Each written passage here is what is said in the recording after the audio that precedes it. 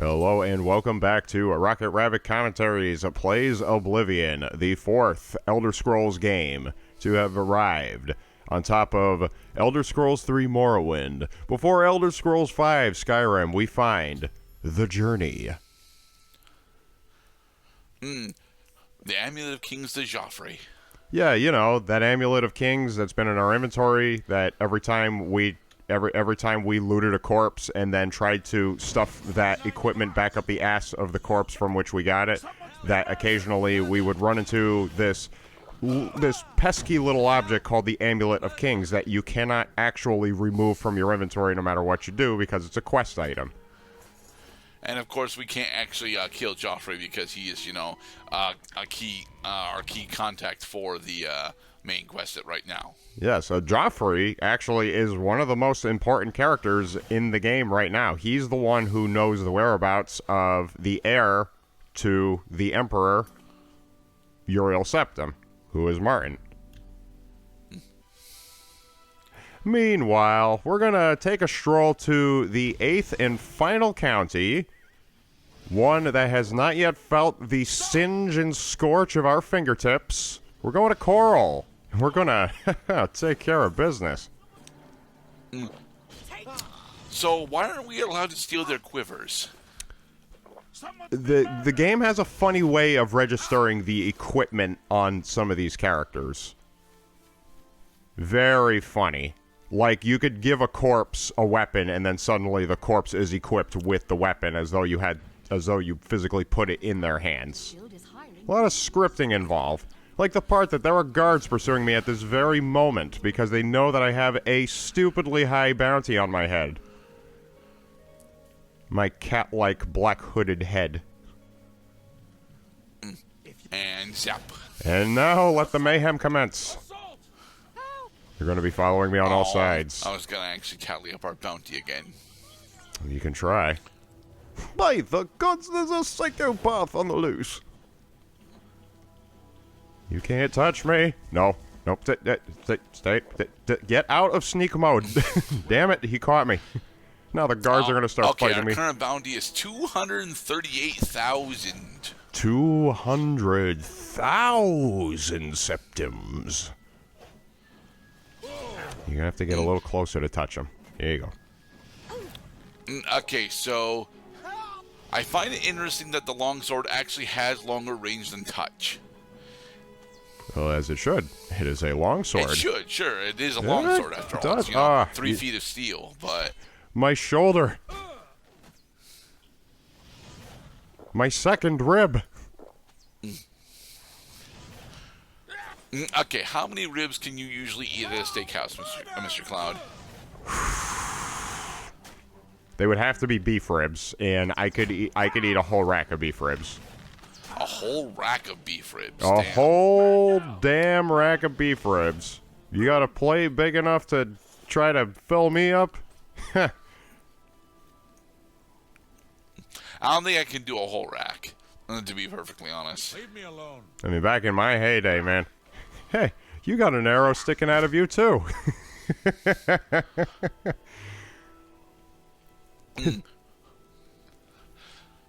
Okay, so I know that Chorrol is important due to its location to the Priory.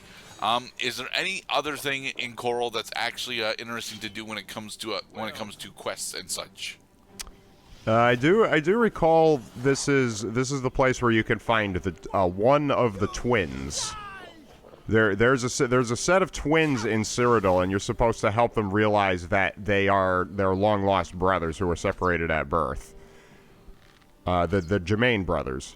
One of the brothers lives in Chorrol and the other lives in Shadenhall. If you talk to either one, or if you get a rumor that says, hey, I know somebody who looks just like you, but he's in another town, then you can find the separated at birth quest.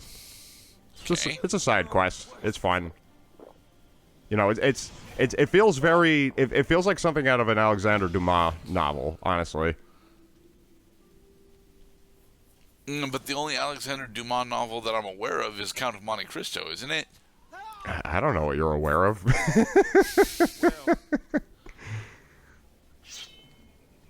I mean, there's Three Musketeers. The Prince and the Pauper. You see, the problem with calling Three Musketeers a novel is that until you mentioned it, I was only aware that it had a novelization thanks to Dominic Noble, and even then, I'm not actually familiar with any of the popular novelizations of Three Musketeers. Only that Keldeo from Pokemon is supposed to be our protagonist in the Three Musketeers, whereas Virizion, Cobalion, and Terrakion are the three titular Musketeers. And that the Three Musketeers have become one of the most recognizable groups and teams, if you will, in all of literature and folklore at large.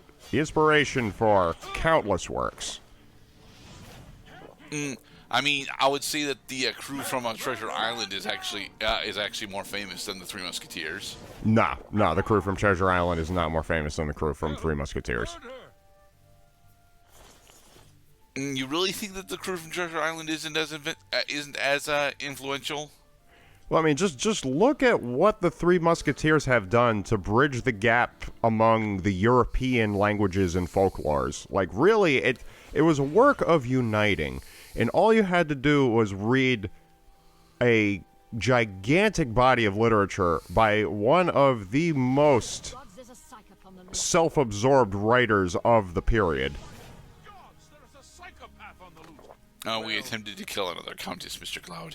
We tried. We failed, too. Because you can't kill the Countess. She is immortal. It's part of the reason why they promoted her. As for you, you're not so immortal. Yes. The immortal aristocracy sending the peasantry to do all of their defense for them. Go die for me. I cannot die for myself.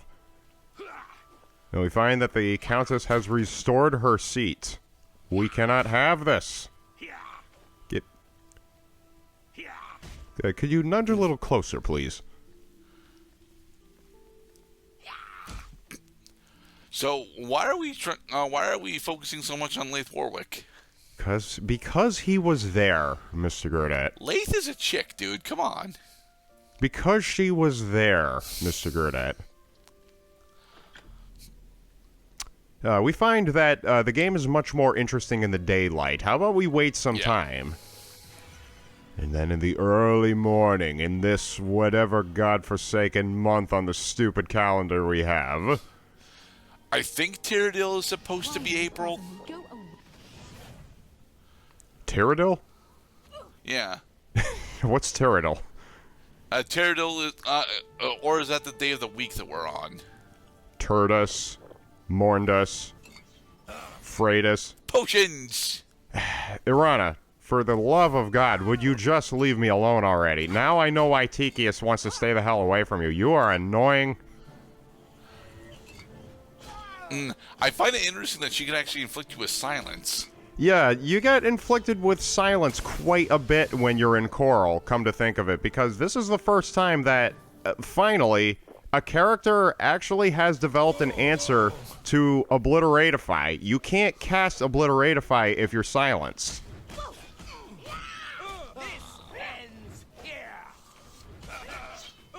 So first of all, better figure out who's casting silence on you because they're going to keep doing it. I think it's Orin over here. Well, it was Garana for a good portion. Miss, would you kindly put your dog back on a leash? He's really, no place for puppies.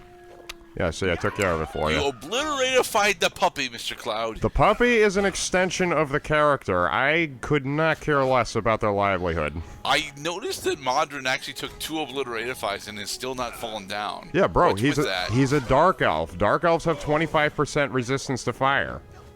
Okay, but our obliteratify is supposed to do what? 100 damage over 4 seconds? Yeah, he's also a high-level character. That's why he's kicking our ass right now.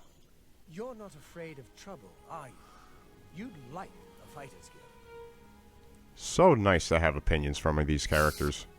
The Grey Mare isn't a bad place to stay, especially if you're low on septums. Thank you. Tell me more, Modron.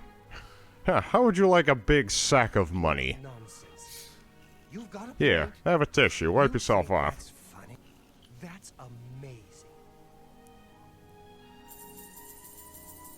See? Was that hard? Yes, it was. It's the hardest thing I've done all day. Such as swallowing the idea that I'm having a conversation with a flaming immobile corpse on the ground. Who is still breathing, by the way. I can see his shoulder moving. Well, yeah, because he specifically can't actually be killed either. Weary of waiting. Where is my book? Irana, you will never get your book. It looks like you broke the game? No, okay, I didn't. Nope, alright. No, so you might be wondering, why is it that I can talk to this character but we have nothing to talk about? Well, that's the game's way of telling you, gee, wouldn't you like it if there was a topic of conversation here? Because there could have been, and the topic of conversation would have been, here's the Fingers of the Mountain book, here you go. They're now on high alert. Oh, damn it, we're silenced again. Yeah, the Fighters Guild Porter and Orin can inflict silence on you when you're in the Chorrol Fighters Guild, and this is going to be extremely problematic while you're surrounded not only by high-level characters. Velena Daunton is the master of the Fighters Guild, by the way, and she deals a ridiculous amount of damage with her sword on contact. But we stole her key, so now we can go raid her house. Stay. I liked you better when you were on the ground. Stay there.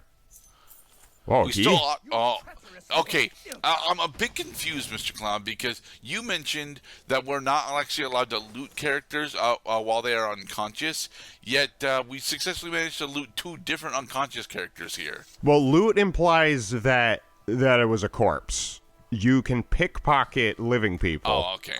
Yes. And, Modron had a sizable amount of gold. Oh, that's why he had a lot of gold, because the game remembered how much I bribed him for. Yeah, you just spent a bunch of bribe money on him, so... Yeah. Isn't that neat that Oblivion will remember? It's neat, yes, but at the same time, it's one of the infinite currency loops that the game has, where if you manage to successfully bribe someone, wait about an hour, you can just go and have a high enough sneak skill, you can just pickpocket all the money that you have, all the money that you spent on them, and then, proceed to attempt to get infinite positive reputation. Doesn't actually work. You have to actually do quests for everyone in order to get positive reputation, or infinite positive reputation, but... Oh, one of many ways that you can use sneak in order to gain a considerable advantage.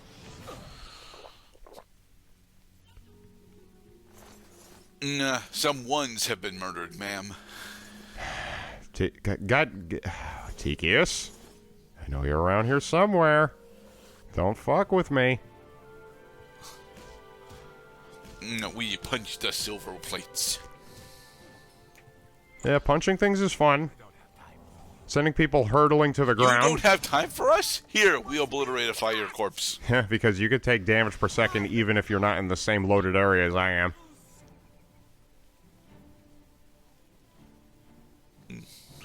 Let the guard finish his investigation, because if you approach him, he's going to try to arrest you. Past Cloud, you've already killed Garana. Irana cannot die. See, I can even try killing her again, but it will simply not work. She is some kind of sorceress. Oh dear. Otius! How could you?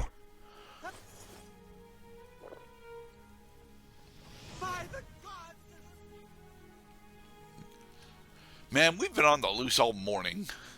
The you goose hush. is loose.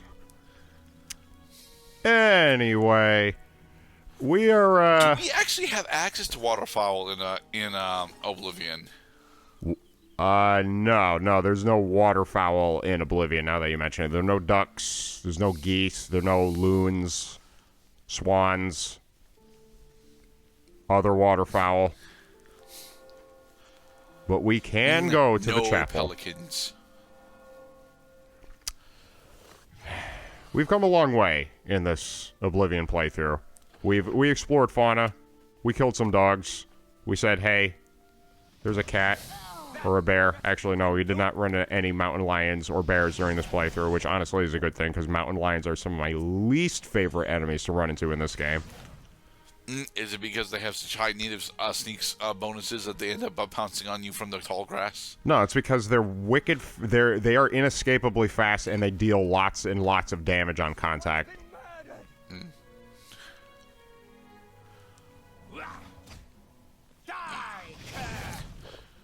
Okay, so he's got a basic flare spell. Wipe yourself off. Repent your crimes, wicked one. No. And that's why, if you get damaged attributes, especially damaged intelligence, you are boned, because you cannot go to altars until you clear your bounty. But we don't want to do that.